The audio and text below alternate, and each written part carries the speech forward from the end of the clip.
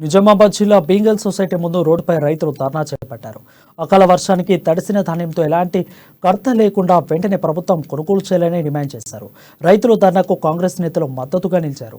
నెల రోజులుగా గడుస్తున్న కొనుగోలు వేగం జరగకపోవడంతో వర్షానికి వరి పంట తడిసి ముద్దయిందని ఆవేదన వ్యక్తం చేశారు. తూతు మంత్రంగా కొనుగోలు కేంద్రాలు ప్రారంభించి సొసైటీ అధికారులు చేతులు దులుపుకుంటున్నారని రైతులు ఫైర్ అయ్యారు. కళ్లలో తడిసిన ధాన్యాన్ని ప్రభుత్వం వెంటనే కొనుగోలు చేయాలని, లేని పక్షంలో పెద్ద ఎత్తున ఆందోళన చేపడతామని కాంగ్రెస్ నేత మోహన్ రెడ్డి హెచ్చరించారు.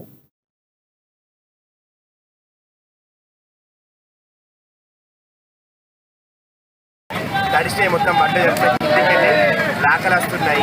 ఇక్కడికి ఇంటికి షిఫ్ట్ చేస్తే ఇక్కడ ఒక ట్రాక్టర్ బట్టలు తడిసినాయి, లాకలు వచ్చినాయి. ఆ బట్టలను చూస్తే రైతులందరూ ఏడుస్తున్నారు. ఓకేనా, ఒక్కొక్క ట్రాక్టర్ అంతా బట్టలు తడిసినాయి. ఆ తడిసిన ధాన్యాన్ని కూడా కొనుగోలు చేయాలని కోరుతున్నాము.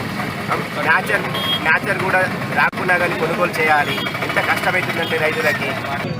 ఒక్క నెల అవుతుంది, ఇంతవరకు కాటా చాలుగాలే.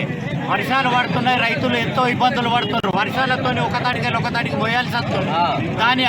ఆ ధాన్యం తడిచిన ధాన్యాన్ని, ప్రతి ధాన్యాన్ని ఇత్తు రైతుకు న్యాయం చేసే విధంగా ప్రతి ఒక్క ఇత్తు కొనాలని కోరుతున్నాం.